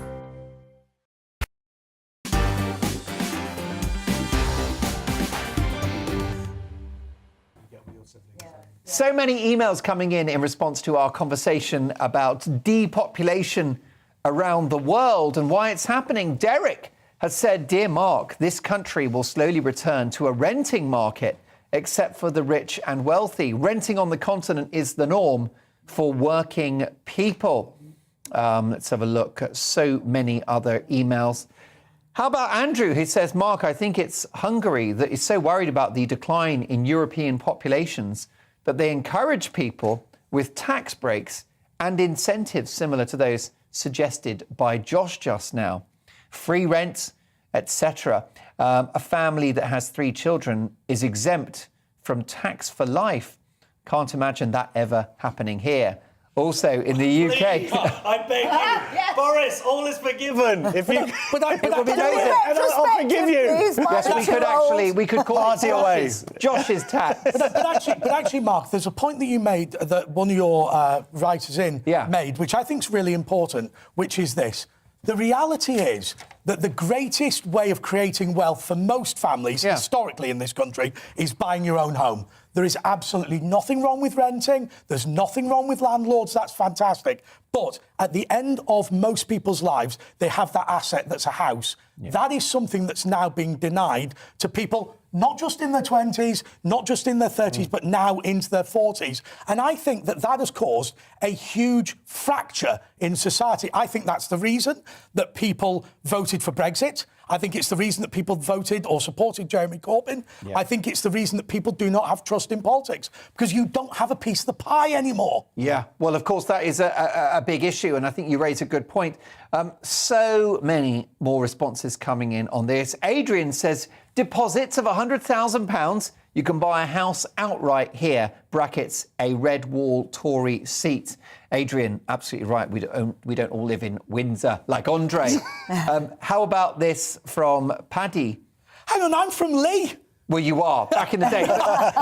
You've gone posh, haven't you? Sorry, my parents live in Goulburn, right, where you can buy... No, but now you're in posh Berkshire. But on a serious note, actually, even in somewhere like Lee, where a house is £100,000, remember, 4 times income, you're going to have an income of 25,000. Well, you know, a lot of people do not have that, particularly, by the way, and people are pro-European saying, oh, I want this cheap coffee. In reality, we are now seeing wages starting to rise as a result of leaving the European Union. I think that's going to be a good thing, because you know something? We destroyed the working class by cheap labour from Eastern Europe. I don't dislike Eastern European people. Fantastic. They came here and did a great job. But they also depressed wages. And that's something that has been hugely damaging for this country. Yeah, but also inflation has gone up, so the wages have gone up, and then it costs a lot more to buy everything. Just one point about what we were saying about renting in Europe. The difference is it's a manageable rent. The rents here are insane, and that's a massive difference. Of course, a renting economy is a better economy, a fairer economy, but not at the rates that they are at the moment. Yeah, and that's about supply over demand, and also possibly some state intervention in terms of the rates of rent that can be charged, potentially. We'll come back to that very, very shortly. On fertility, an interesting one from Paddy, who says, hi, Mark, it's just possible that the drop in childbirth and fertility is the first indicator that the human race is on its way out. Yes. What a depressing thought on a Friday night. Come on, Paddy. Read the room.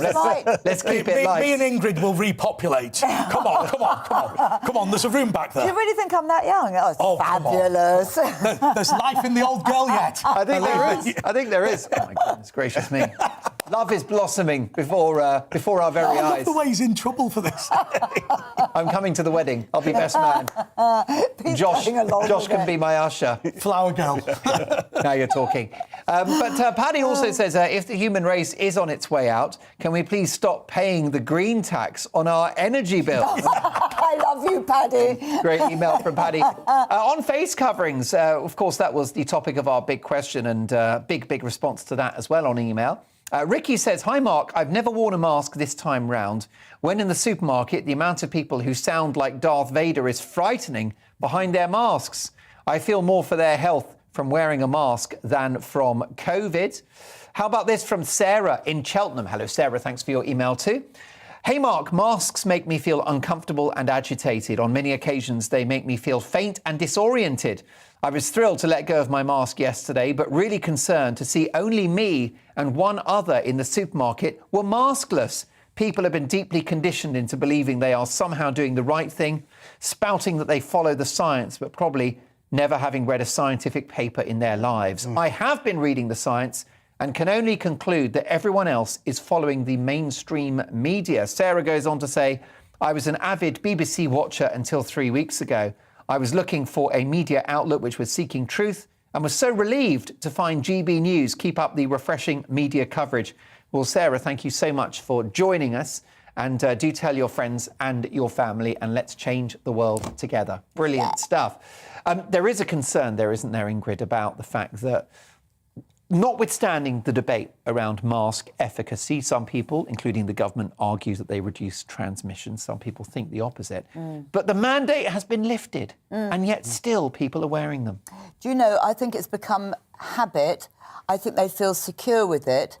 I think they quite possibly don't know what the truth is. They're not working it out. I mean, I am completely certain in my mind that they are completely ineffective. So I have no problem with taking off. I haven't worn a mask for a very long time, but I have been, I'm like some alien. I'm looked at in Do you odd feel ways. self-conscious? Because I was in a supermarket today, mask-free, because the mandate has been lifted, and I felt self-conscious. No, I didn't feel self-conscious, but I did feel that I had sort of like the evils on me. And when I didn't ever actually have somebody come up to me and say, you're not wearing a mask, and it make me feel guilty in that way, but coming into a store or something, and I said I'm exempt. Because as far as I'm concerned, I am exempt because, as Dr. Gary Sidley was saying, you know, there are psychological effects you can have. Well, as far as I'm concerned, the psychological effect there is that I'm actually masking myself up. I look sort of alien. It feels alien. And also, in my opinion, I am exactly what one of your viewers said as well. You are breathing in stale air, and also you should be changing it every 2 hours, they were saying, anyway, to have like a clean inside. People wear them for days and days and days. Are not accepted in Austria and Germany. It's proven that wearing masks, they make, one of the side effects is that you wear shirts like adamant. Yes. So this is what happened to Ingrid. This is a very positive. She was wearing a mask earlier, and look what happened. It's a very, very positive side effect. But you do feel that horrible thing of people staring at you. But if you don't wear them, you also look like an extra from Braveheart. Oh no! Well, I tell you what, it's people look at you and judge you for not wearing a mask. But at the same time, now that I get to be handsome again, that's true. Then it's all good. Well, the best bit of your face is from the nose down. Thank you. It's not part of it. Now we know why he's got 5 kids. More to come, I'm sure. An elderly gentleman in Nottingham was pulled over by police earlier. They're pulled over, by the way. Let's make sure that we phrase that correctly. And was asked to provide his driver's licence and proof of his insurance. Now, this is a very, very old chap. Surely that's not going to be a problem. Well, his reply was a simple one. I don't have proof of insurance or a driver's licence. And he hadn't for more than 70 years. The driver, whose name hasn't been disclosed, said that he's been driving since the age of 12 without a licence or insurance. And this was the first time that he'd been stopped. It's not clear whether the police are pursuing charges. But, I mean, that's the crime of the century, isn't it? That's a big backlog that they got to get through there. The thing is, I would grant him an honorary driving licence. Absolutely. He said he's never had an accident. He hasn't had an accident in 70 years. He's obviously a good driver. Do you know, my uncle got stopped and he got pulled over to do a breathalyser. And as the bloke was looking at the breathalyser, he drove off. And his mate said, you're going to fail the breathalyser. He said, don't worry, there's no registration plates either. And he went, but that was northern Scotland in the old days. He didn't have a tax, in the day. Insurance. But actually, in those days, apparently, it was just nods as good as a wink. You knew the bloke and it was all fine. That's right. I wouldn't strongly advise people to do it now. Well, no, I mean, drink driving in the sort of 70s when I was growing up, I know that when anyone got caught, there was great public sympathy. It's like, oh, no, you got done by the old Bill. Because a lot of people did go out for a drink and not think about it. But they were responsible at the same time. They wouldn't have thought of alcoholic levels in the blood. If they felt that they couldn't drive or even walk very steadily or see at all, they would not get in a car. Yeah. And very often... I can't believe what I'm hearing. I'm hearing defensive drink driving. I know. I had a mate who was a security guard at a club in Glasgow in the 1980s, and he said, I'm not doing my Scottish accent, it didn't work. No, it didn't work at all. But what he said was, when the blokes were drunk, what we used to do was do a 3-point turn on the car and then stick them in it.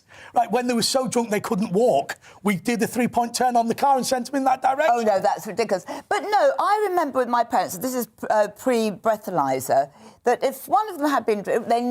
I never saw either of them actually drunk. But if they went in a car, they would have been over the top. But it would be they would take it in turns, perhaps even before breathalyzers, they were conscious of it. But a lot of people weren't. But I don't think there were that many accidents. Maybe I'm confused. Hello, and welcome to GBNews, where we're going to defend drink driving.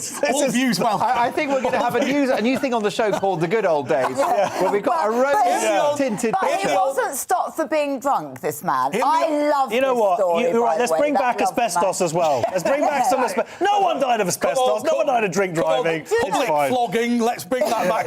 In the old days of public hanging, Ingrid, you loved that. Yeah, I loved it. Go back to Tyburn, they were all right. Yes, No one died of public hanging. With the tomatoes. When Ingrid gets a cab home, she'll be chopping up the seatbelts with a pair of scissors. Do you know, I don't have seatbelts in two cars. What, because they're vintage, are Yes. they? Do you know what makes me laugh? And that's legal because the car didn't originally have seatbelts. But, funnily enough, which is quite odd... In 2 cars? How many cars have you got? About 8. No, I'm not joking. Oh my God. No, I'm not joking. She's absolutely loaded. She lives in Cobham. She's absolutely loaded. What are these cars without seatbelts? One Are you able is- to tell us? I can, actually. One I inherited from my father, and it's a She very... inherited a car. Yes. Come on. What does that tell you? Do you know what I inherited? Blue eyes. A couple of tea bags and what was in the fridge. That's all I've heard about your tea bags. So what is the car that you inherited then? It is a 1938 Bentley. Remarkable. Derby. It's beautiful. Convertible. And does it go? Oh, yes. Absolutely Brilliant. goes. I'm impressed. And the other one is Little Morris Minor convertible. But what I will tell you, so those... I don't have to have seatbelts, but funny enough, because they had the little... What are those things called, the indicators that flip up? Privilege. That's what they are. Privilege. Anyway. Those little things that flip up when you inherit a Bentley. It's privilege. That's what it is.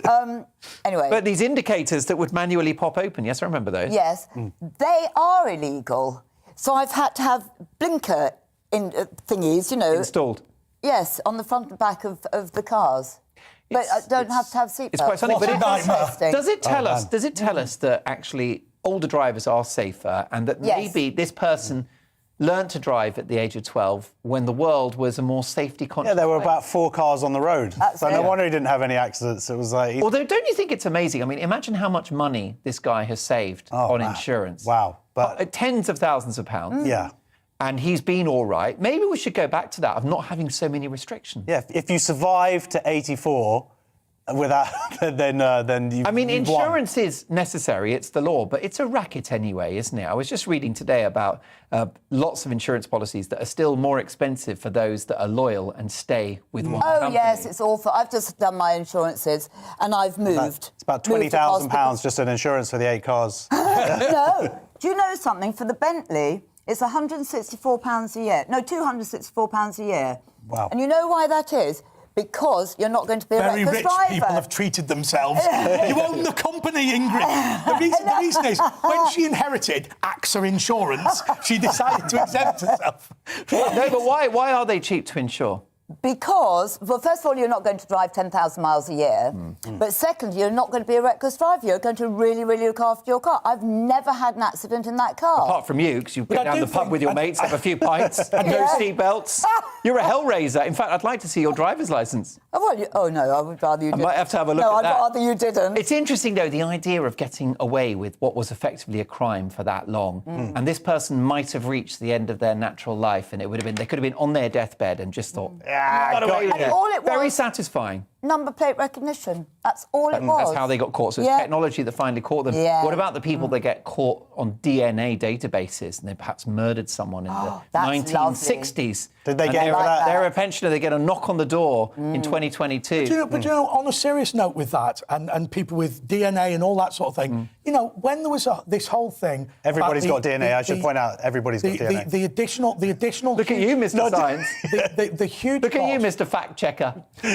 When people were talking about the enormous cost of the Madeleine McCann investigation, my view is, actually, when it comes to serious crimes, we should never forget it. And when these new DNA and all this sort of thing come online, actually, it gives us a huge opportunity. But I'll tell you something. If you are prosecuting an 84-year-old bloke who's driven safely for all these years, you're a sad individual. And you really need to... Exactly. I think sometimes you just have we to know take you're a on this view. side. Yes, I'm totally on his side. How many cars do you own? Come on, tell them. Go on, 8. We're going to be here for a few hours. It's a fleet. But the other thing is now is what happens to this man, because he's obviously used to having a car, 84 years old, he's out doing his shopping. I believe he was going to the supermarket, so he's obviously self-reliant. Taking away his car, what kind of impact is that going to now have? That is a worse defence than she offered to drink driving. I'm not defending him, I'm just saying, I hope that this is... I'm not saying that he should... He has treated himself for how long? 72 years. Oh, that's not the point. I hope that he can take his license. I hope he can get his license. Well, I think it reminds me of the good old days. My father taught me to drive on the beach in Ireland when I was about 5. So, frankly, Lovely. yeah, Perfect. I didn't get my licence, but it was a very good way to start. Yes. There's that amazing story in terms of crimes that you almost got away with. There was a woman that was the head of a payroll department in a massive company. And she had the most amazing scam, which is to take a penny off everyone's pay slip. And she did it for years. There was a She made a film of that. fortune. Yes. But she was greedy. And she kept turning up to work in BMWs and going on 5-star holidays. Wasn't that on Superman as well? Wasn't that? Superman? But there was probably where they stole it from. and I think it was Richard Pryor. Richard Pryor, that's right. Pryor. Do you remember that Yeah. movie? And he was just doing that because he was going on with the little trolley. Brewster's Millions was like a day out with you, wasn't it? It was really. Brewster's Millions. Oh, what was that? Yeah, in fact, I think we better head to a break because someone's trying to carjack Ingrid's Bentley as we speak.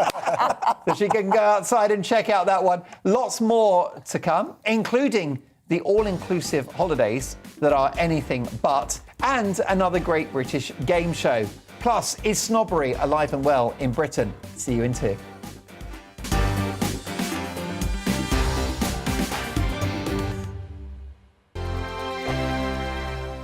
Hello there, I'm Eamon. And I'm Isabel. And you're watching the GB News digital stream across the United Kingdom. And around the world. If you're here in the UK, you can also watch us on your TV screen. GB News is Freeview channel 236. On Sky, we're channel 515. 626 on Virgin Media. Just remember, you might need to retune your TV to watch the channel. Yeah, and if you are doing that, find out more about retuning by going to gbnews.uk. Join my show Farage, 7 p.m. till 8 p.m. Monday through Thursday. And there you will get opinion, analysis, debate, and I'll cover stories that nobody else dares to touch. And then for the last 15 minutes, talking pints. We're over a drink. We have a civilized conversation with someone. We very often disagree, but we do it in a grown-up way. Come and join me on Farage.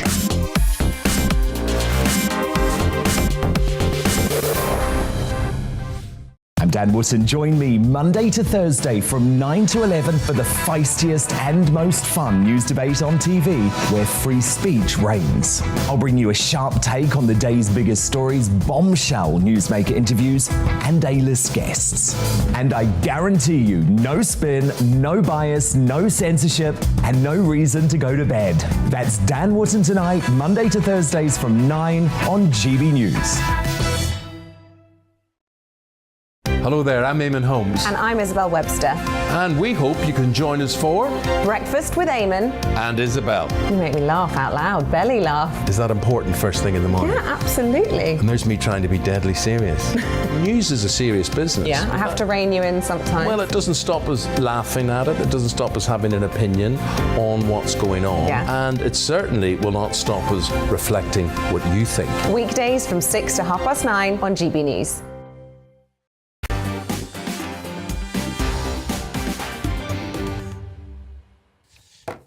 Let's react to more of the big stories of the day with my brilliant panel, who I think you'll agree are coming in hot tonight. Ingrid Tarrant, I think she's got as many cars as Josh Howie has children, which is saying something.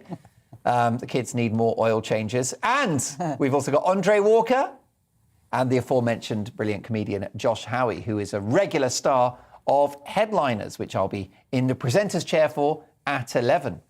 Now, for some of you at home, the benefit of booking an all-inclusive holiday might mean the taps are always on at the bar.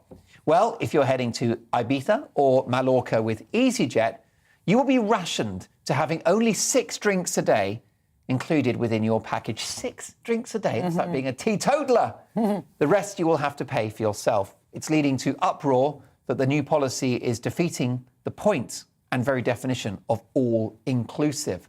So should travel providers like EasyJet not sell all-inclusive packages if they won't allow the taps to flow. I mean, Josh, this is a crime, isn't it? Yeah, but it's not their fault because it's the law that they've changed in the Balearic Islands to deal with drunk tourists, basically. So they have imposed that. The governments of those islands have come in and they've seen people vomiting and they've seen it sort of pushing away other tourists, and this is them trying to control it. Have you ever been on an all-inclusive holiday? Yes, I've been on holiday with my parents many times. There's your answer. I mean, it is the nicest thing, though, when you go on an all-inclusive. You just haven't got to reach for your wallet. You work hard all year, you save up, and then you fill your boots when you get there. He made the comment I was going to make. I went on holiday to Malaysia, and on the last day... God, where's this going? My dad, no, with the family. My dad went... You realise you're on telly now, don't you?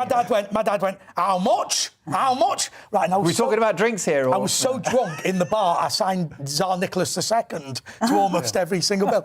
But and then he drove home. But actually, I've got two opinions on this, and I'm going to be a bit like of a Boris Johnson. Yeah, I'm going to be a bit of a political schizophrenic on it, because I remember reading about the mayor of Zakynthos in Greece, where he cracked down on people, and they were, how do I say this politely, committing obscene acts on each other as young children were walking to school. And he said, look, the reality is, we would love you to come to Zakynthos on holiday, but that is not a red light to commit criminality. So that's one element to the Hashtag books however, to Zakynthos. However... You talk among yourselves. I'm going to look at the prices. That was Ingrid. Ingrid was doing it. But no, it was Josh.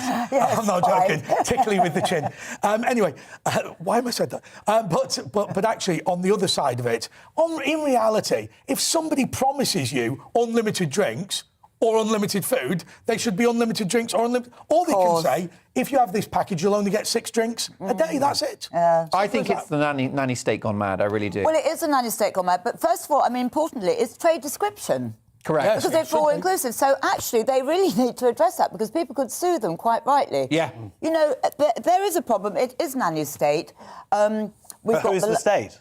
Yeah, it's Spanish Spain. state on this state, occasion. Yeah, but if they don't want the business, we can go and get bladdered in Turkey instead. But which is what's happening. Or Blackpool. But also, it won't work. They'll still get absolutely bladdered in the Balearics and Spain because what they'll do instead... I wouldn't recommend getting bladdered in the Balearics. It's very unhealthy. Oh, is it really? You've really got to look after your Balearics. Well, yes, exactly. If you're planning on having kids, then you've got a complaint, think about your Balearics. Yeah, think about do you know them. what? When I do some work in Northern Ireland, I have what I call the Executive Lounge Challenge, and it is how much vodka can you drink in the Executive Lounge in the hour before takeoff and still be allowed on the plane? I've done a bottle and a half. Oh, wow. Nobody can beat that. I think we've reached the area of too much information, haven't we? Yes. Whatever you do, folks, don't try that at home. Ingrid. Yes. What was I going to say? Yes. So they should. What was I saying about? Exactly. Because we were talking when we went off on a tangent. So it won't work. Because what they'll do is they'll go to the off licence, which is going to be closed from 9:30 at night to whatever. So they'll ram in before it closes, and they'll take their bottles of whatever they want, and they'll drink on the beach, drink on their rooms. And what have you achieved? Nothing. But they've lost money. Oh, well, is there not an argument? Is there not an argument? My older brother was a radio presenter in Ayia Napa when Ayia Napa used to be a quiet tourist resort that people in their 20s and 30s, as couples, went to. They took on the Ibizas of this world, and it turned into an absolute mess. Is there not an argument to be said that actually heavy drinking, 18-year-old guys just getting absolutely shedded, actually is no good for these areas? And the other thing is, vomiting on the street, sex acts in the street are not legal in these countries. Well, lock them up then. That's a deterrent. Well, I'll do that. I'm up for that. Well, there's TV shows dedicated to it, and they're really entertaining. Banged up abroad, I love that. But it is a self-defeating thing, and also it doesn't really make sense, because if you've been to these places, they are like a 2-mile wide kind of zone. And then there's no kids in there, there's no schools or anything. They are purely built for that particular audience of 18 to 30-year-olds. And the rest of the island's absolutely stunning. These people never go anywhere else, so I don't understand why they're doing it. Keep them in there, keep them drunk, take their money. I don't want to be disparaging, But I was watching another news channel the other day, and they were talking They were talking about the difficulty that people were having in Mallorca, and they interviewed the manager of the Wigan bar in Mallorca, and she was going, "The Wigan bar's really struggling at the moment." And you think, come on, you spend your life in Wigan, and then you fly to Mallorca to go to the Wigan bar. I think it's the best of both worlds. Well, actually, that raises the issue of snobbery.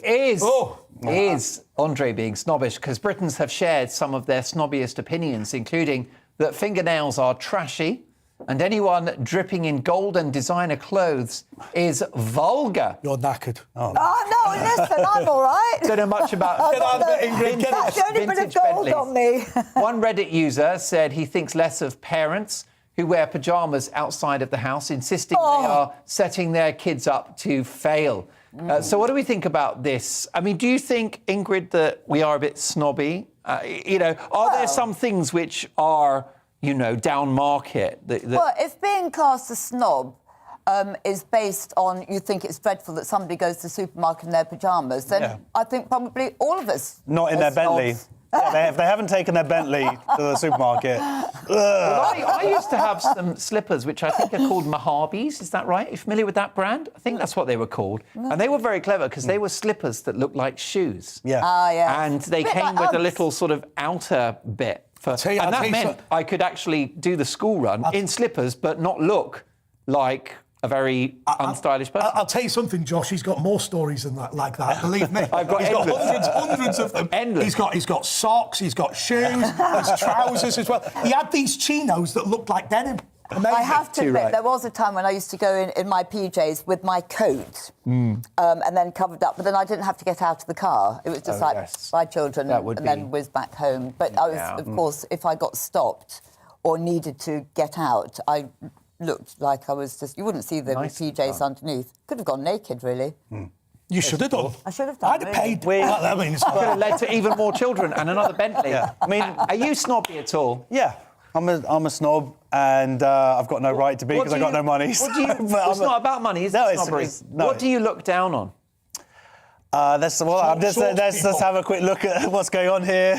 Yes, an unusual outfit. Yeah, he hasn't done up his shoes, by the way. That's right. The fantasy, the magic. No, that's unfair because most presenters aren't wearing trousers. That's so true. He is wearing trousers. That's right. I'm still in lockdown mode. But I mean, we are in some ways a nation of hyacinth bouquets, aren't we? We love to look down on people. Do you know they often say that everything in America is about race and everything in Britain is about class, and I think to an extent that's really true. I think we all aspire within the class system to try and better ourselves a little bit. I mean, when I discovered you had to call it pudding, not dessert, I was devastated, right? Because I apparently was lower middle class for that. Yeah. Also, I defend kiwi fruit, right? I don't think it's lower middle. Well, I don't know, but actually, what about avocados?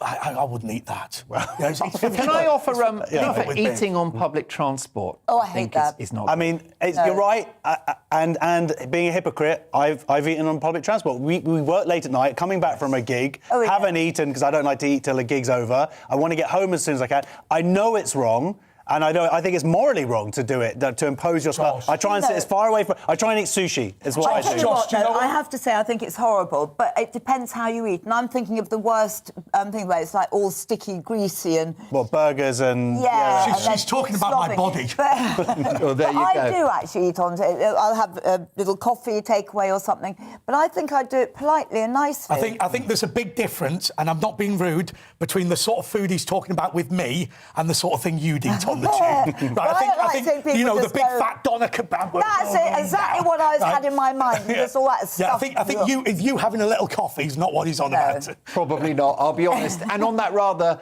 snobby note, let's move on. Pretty sad news, very sad news yesterday, the passing of a true comedy legend, writer and stand-up comedian Barry Cryer, who has sadly passed away at the age of 86. Barry wrote gags for Billy Connolly, Bob Hope, Jasper Carrott, Frankie Howard, Les Dawson, The Two Ronnies, and many more. Now, I had the personal privilege of working with Barry Cryer on more than one occasion and found him to be a comic genius and an absolute gentleman. Such a lovely guy. Well, tonight, in memory of the great man, we're going to play a very special and very funny Great British Game Show.